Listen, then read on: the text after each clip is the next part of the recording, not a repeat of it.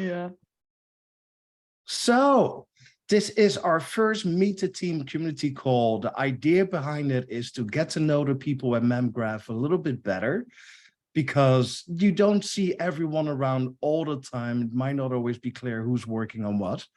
However, for this first call, we wanted to invite Katarina because everyone knows her. And I figured it's about time that she's the person who gets asked the questions instead of asking questions in these calls. So, Kata, thank you so much for joining us. For the people who don't know you, if they exist, what is your job title and what do you do in Memgraph?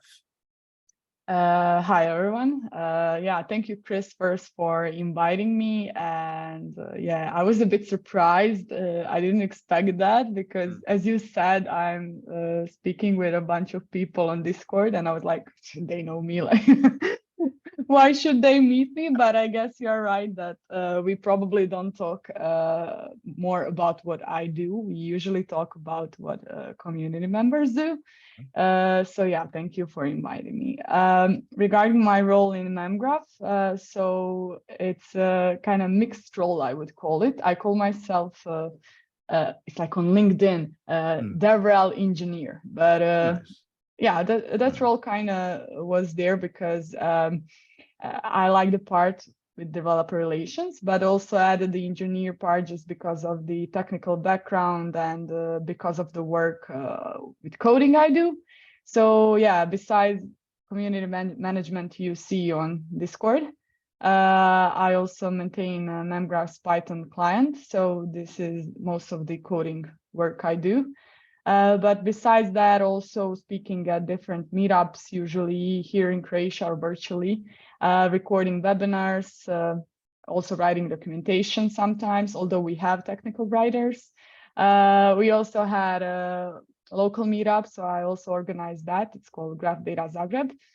And now recently, also I'm going to be a mentor for another summer internship. So this is also a big part of the role. So I would say it's a mix of things, but kind of it's mostly focused on the whole developer experience things. So whatever can help developers adopt Memgraph and graphs in general, it's where I hop in. I would say it like that. Awesome.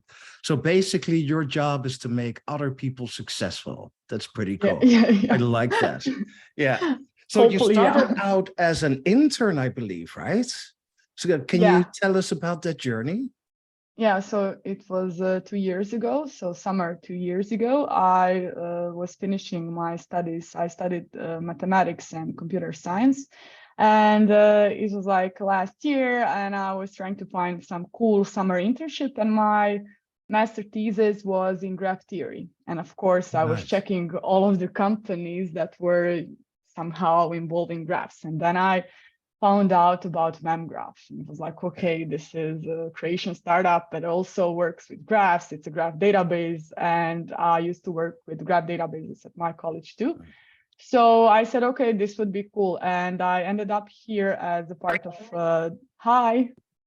as a part of developer experience team. And I had to build a demo application. And I built, it was like a Twitch demo application. I collected all of the players on Twitch and then their channels, and I did small like data set analysis and whole web application on top of that. And it was like a cool project for me, first time using React, doing a backend in Flask, and yeah, it was nice. That's awesome. Very cool. Yeah, and that overlap between mathematics and computer science definitely plays a lot here, I imagine. One of the other things next to being brilliant at those that you're well known for is that you are always the person that takes all the notes. Whenever we go, oh, I wonder what we discussed last week. You're the person that knows it, right? Now, I've heard that your note-taking was famous before you joined Memgraph as well. So tell us more about that. Yeah, everyone was making fun of me at my university. I mean, not in a bad way, but actually it was like I had one course. I wrote my notes, and they were selling it at the university actually for money. And I didn't know that, because someone just sent like the whole notes and said, okay, Wow. can I copy it? And then So I they said, didn't even share the profit with you. no, I didn't have any profit, but I was just telling to them, you can copy this for less money. I could give you my notebook. But yeah, that's kind of how I got famous with my notes and my special pens. As you can see here, I have like a collection of them. Oh, It's that like, is so cool. Those are awesome. Yeah. yeah. So one of the things I enjoy about that story, other than knowing that there's generations of people studying using your notes, is that even back then you were working on making other people successful. It seems to be a trend. I enjoy that. That's very cool. So Thanks. yeah. So what do you enjoy most about your job? What is the most Oh, fun to do other than yeah. the note taking? Yeah, other than the note taking. Yeah, there are many things that I really enjoy doing. But like the nicest thing that I love is when I see that I can have an impact on direction in which product develops. So this is kind of the thing that I like the most so far. So I didn't know that when I joined the company, let's say so young and after university, that anything that I say or that I hear from the, yeah, any questions? Anything that I say or that I find out from the community or wherever, and where I feel that it might impact the product somehow, and I saw that it has a result, that actually someone listens to me. And I was so surprised that like, it doesn't matter the background, anything about me, it just matters that it's a good thing for the product. And this is maybe the most exciting part of the job, when I see the results being incorporated in the product, like results of talking with people, finding out things that they don't like, that they do like. So this is kind of maybe my favorite thing. That's very cool. Yeah, I love that. So whenever there are favorite things, there are also challenges and things that are difficult. So what do you run into frequently that is more difficult to deal with or to get done? Yeah, there are always things like that, those small, maybe even annoying tasks. There's always things like that. But I would say maybe it's not that easy to keep track of everything that happens. I would like to help everyone. I would like to respond to every small question so that everyone gets everything answered, and that we provide value, but it's kind of hard to track it all and to also juggle all of the different areas of this role. So it's not that it is, I love that I can find myself in different areas, but sometimes you have to really prioritize things well, and you have to like say, okay, I maybe don't like this part that much, but now I have to do it, and just leave everything else behind. Currently you have to do this. So this is something that is still challenging, and I think it will always somehow be challenging. I don't know, I think everyone in their own role have some special tasks they don't enjoy doing. And it's impressive, like you work on Memgraph core, there's Mage stuff, there's the Python libraries you mentioned. Remember 2 or 3 weeks ago, you were working, becoming a Kubernetes expert. It is all over the place. It's very cool. So you mentioned being able to have impact on the product and changing the roadmap for the better for the community. What is something you're most proud of? Oh, yeah, like in general, I think I was most proud of like myself in the general progress that I learned things about Memgraph, because it was when I started working here, I didn't know the product. So it was quite a steep learning curve in the beginning to get to know the product. And this is what I'm proud of myself for. But regarding like the product and what we managed to do, most recently, I'm most proud of the import improvements we did. And I quite specifically remember these meetings. I think it was even a bit sooner than you joined us, Chris. And I remember having a call with some community member, and they were like, this is not working well, something is not fast enough. And I was like, Yeah. what's happening? What's happening? And I remember me leaving that meeting so annoyed about the fact that the first step is not good enough. And Mhm. I remember joining that meeting with our colleagues and saying, okay, we have to fix this. Yeah. This is not good. And I was just repeating every daily import, import, import. And now to see Import. import, yeah. And now to see like when I'm seeing it now, like let's say in 2 months, 3 months, there were like improvements on 3-4 sites with low CSV, MG console import. We created new documentation.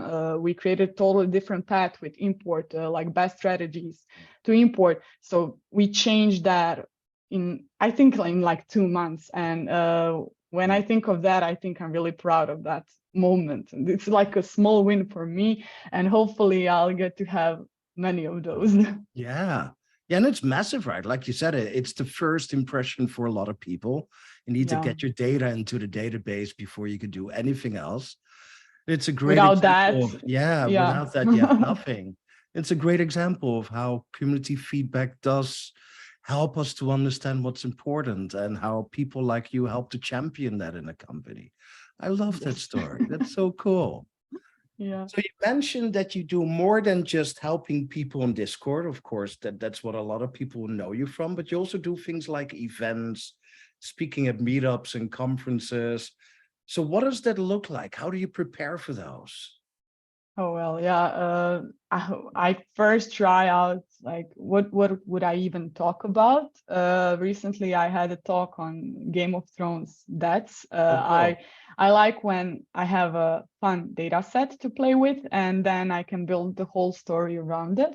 And also what helped me a lot was that I could test it internally. So Mhm. the like test presentations we do have, for example, you, Chris, provided me a great feedback. And I think it's always good to listen out to the colleagues, what they have to say, and especially people who have more experience in that kind of stuff. And then just try to improve. Like we said, like if Yeah, we do a presentation for a couple of times, next time will be even better. exactly. And yeah, I think the way that I prepare is just repeat, and then Mhm. hopefully I don't mess it up on a live event. But if it's a live demo, then it's always something.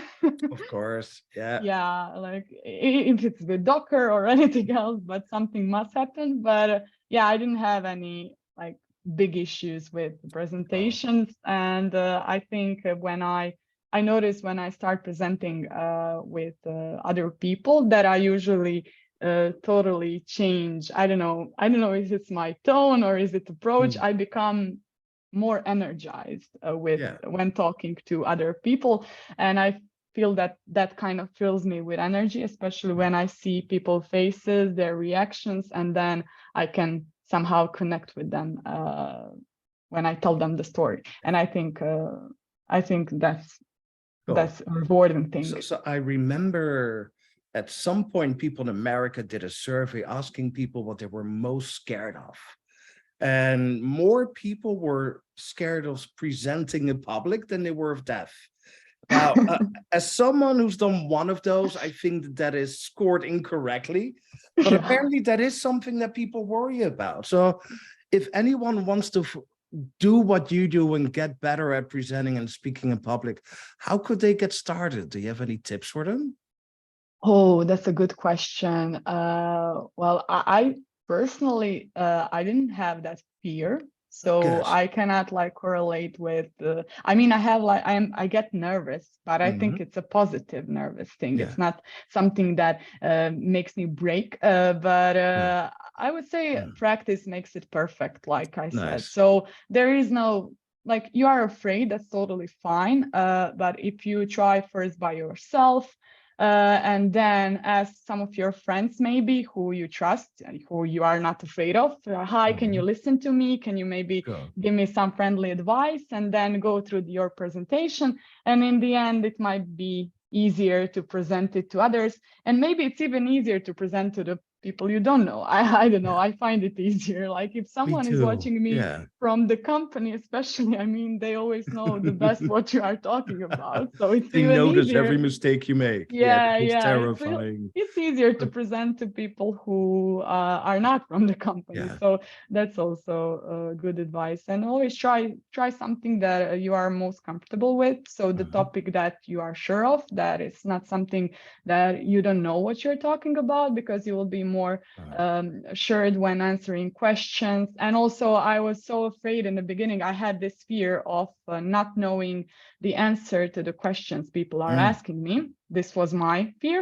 And then my colleague, Tony, actually had a good advice.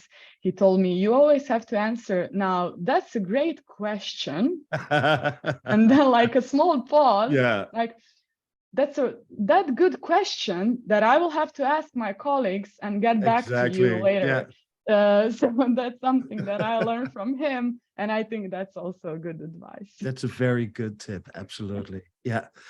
So we talked about events. You also build cool stuff, like you mentioned the Python libraries. Well, what kind of projects have you been working on recently? Well, recently, like the most recent project was BlueJ feed generator. Actually, yeah, I worked it with you, Chris, because it was your great idea. I have to say that it wasn't my idea, but I helped you. I was mostly, so if for anyone who is not familiar, there is a Blue Sky app similar to Twitter. So yeah, I see Soren, you're nodding like you know about it. So yeah, Chris had a great idea that we can create our own feed generator there. So basically you go to your homepage, and instead of seeing whatever is recommended by default by Blue Sky, you can see a feed generated by Memgraph. And at first I was like, okay, how can we do it? But Chris had a really good knowledge regarding social recommendations, and I had the part with Cypher. So I think we were a good mix of knowledge. So Chris could tell me, okay, a good social recommendation would be to see friends of a friends, see their posts and so on. And I was the one, okay, how can I translate that into Cypher query?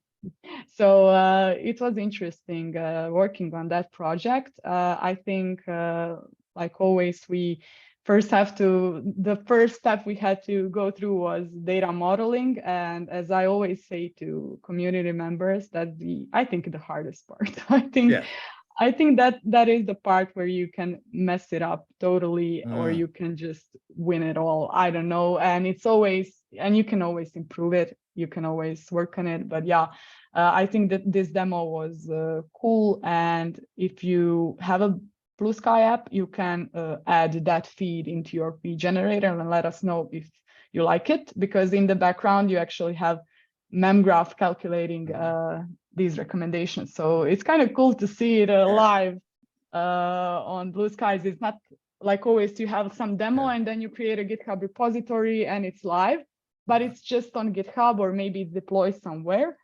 But this demo I especially like because it can be used now. So this was... I checked this morning, there's about 250 people using it at the moment. That's pretty cool.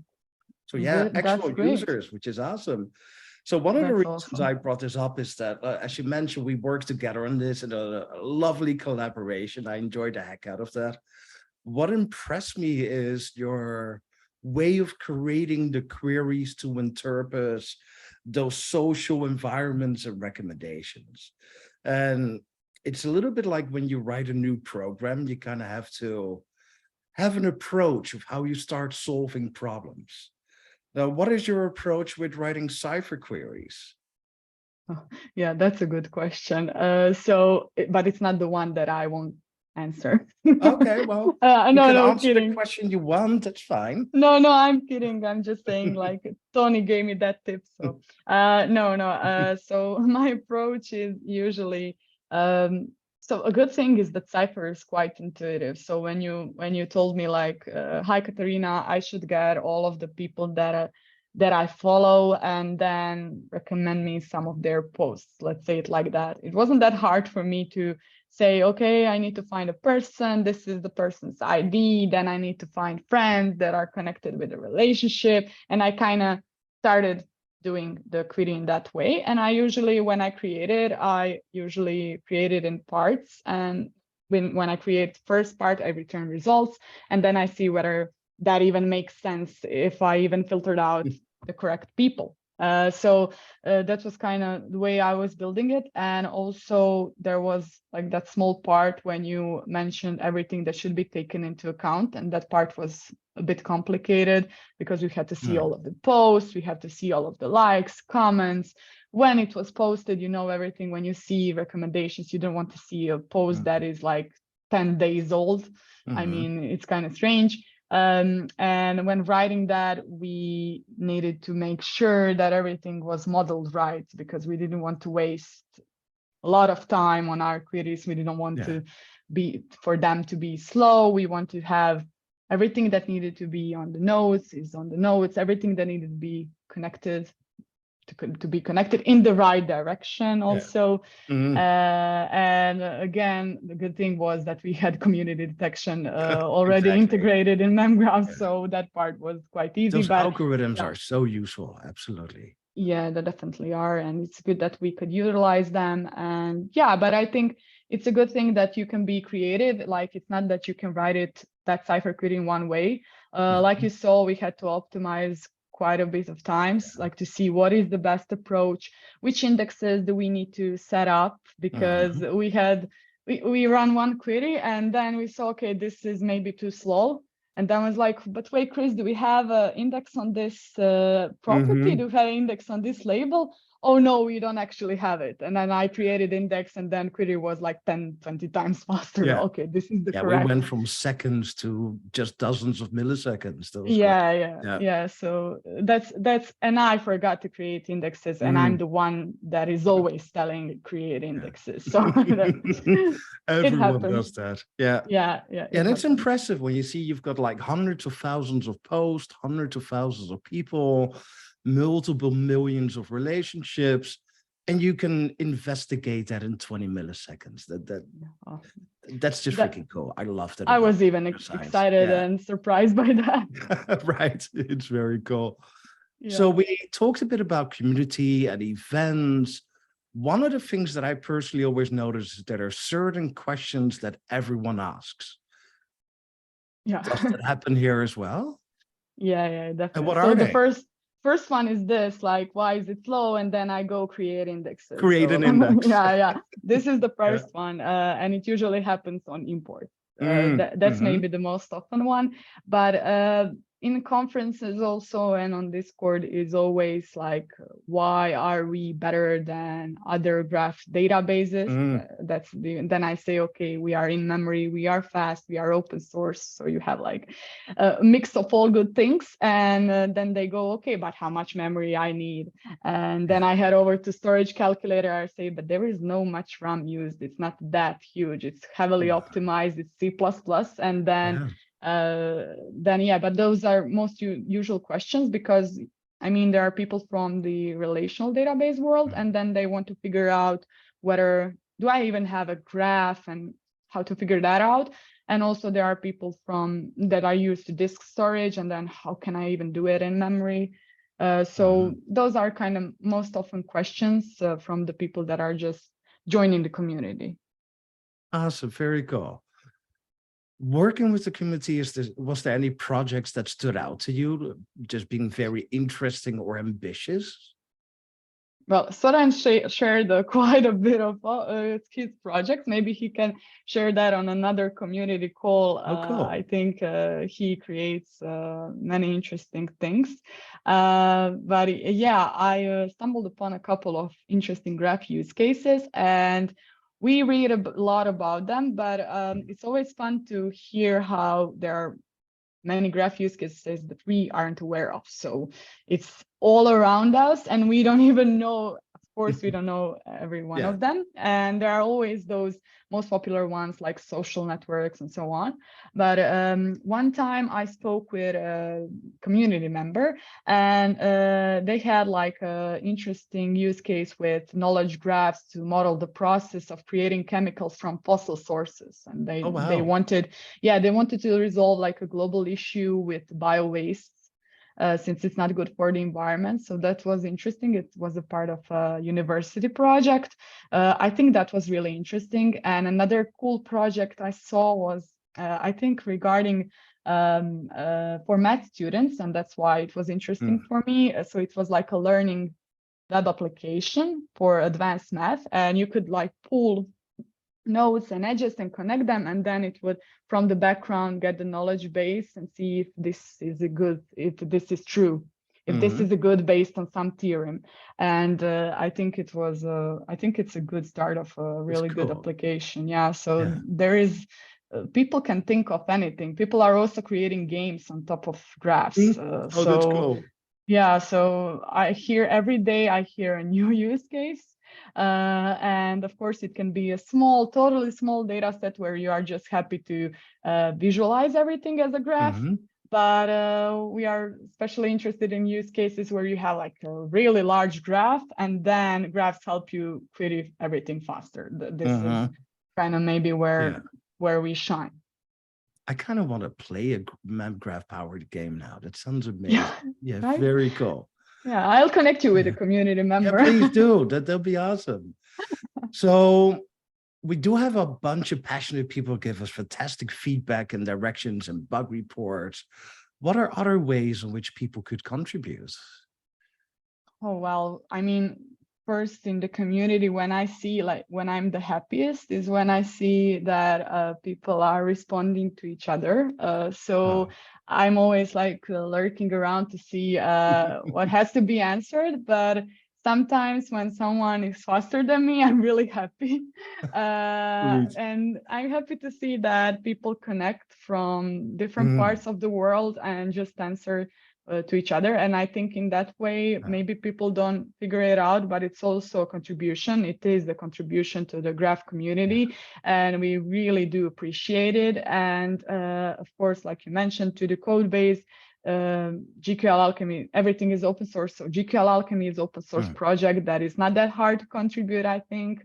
Documentation always, and I really appreciate it when people tell us this is wrong, you can fix this. It's awesome that people have this sense of when they see, I think it's a good documentation because people told us, but when they see it's good, then they want to improve it. Like, I think they would never give us that kind of feedback if they didn't feel that we would make it better. So I think they also do contribute in that way. But yeah, also Mage with a bunch of graph algorithms. So whichever language, C++, Rust, Python, people can also contribute there. And since Soren here, sorry for making you a start of the meeting, but you are a really good community member. I know that he also is connected to PHP community, and yeah, also people making it work for PHP client, for Bolt wrapper for Memgraph. It's cool to see that there are people working on that and on other clients. So not only GQL Alchemy, I'm always talking about it because I'm in the Python world, but then I especially appreciate people who are in other programming languages, since I'm not. When they tell you your baby is the prettiest, you like that. I get that, totally. I do, yeah, I mean, it's true. So one of the things you mentioned earlier is like projects that people are working on. Would you like to hear about stuff that people work on? Could we highlight that, or could we share that with our community? What are your thoughts around that? What would be most useful?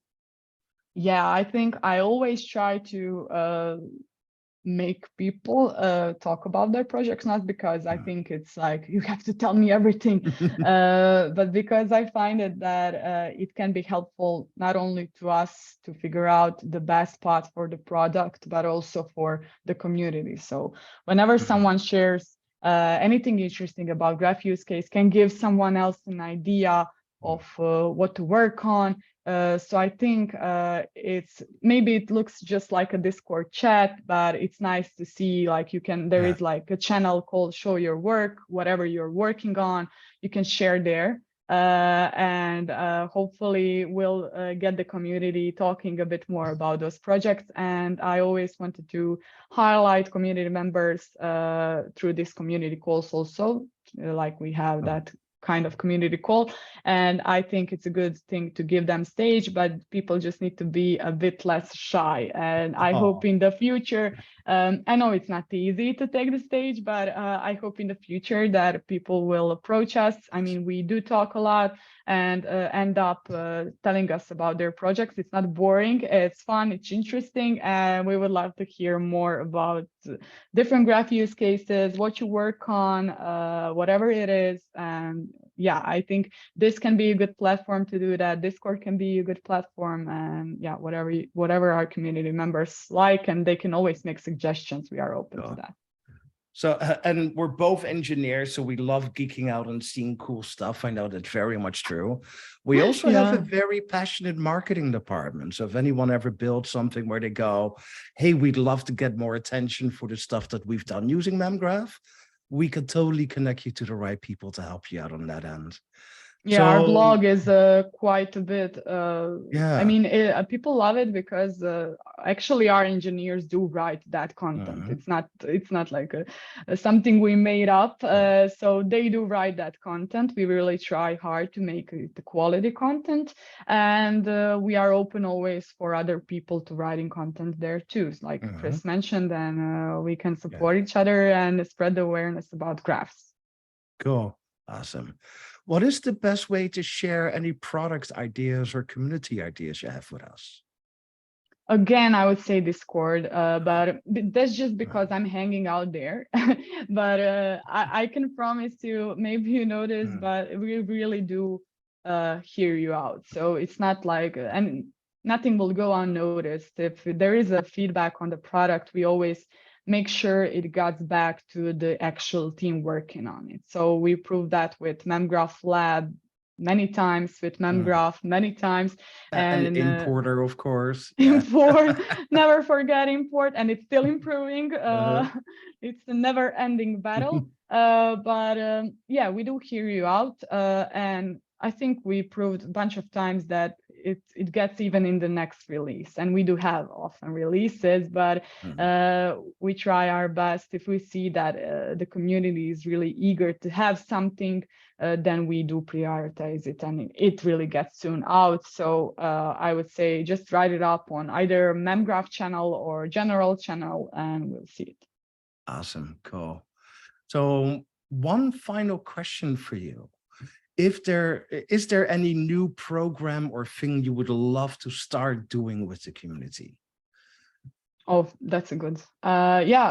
So what I always wanted to do, but it's just a bit time consuming so far, is like running some kind of hackathons. That would be cool. And like I said, more this open community calls with other people presenting. Yeah, the first one is a bit hard just because of the resources and the time we have to invest, but I'm really hoping that one day, not one day like 10 years in the future, but like soonish, that we'll be able to organize something. We had hackathons before, it wasn't like hackathons, it was like competitions, and it's usually around holidays. So I think that maybe for the next holiday, we can try more to do that, because I think it's a fun thing for the community. Yeah. And also this other thing that I mentioned, open community calls, we just need to somehow get Soren to join. Yes, Soren did his one already, and I'm really good. thankful for that. But you can always do it second time. It's not a problem. If you have something else to present, the stage is yours. But Cool. yeah, I think there are many different ideas that we can do. And again, if someone has another cool idea, share it with us. Awesome. Well, Kata, thank you so much for answering all these questions. I thought it was great learning more about all of this. And thank you for everyone attending.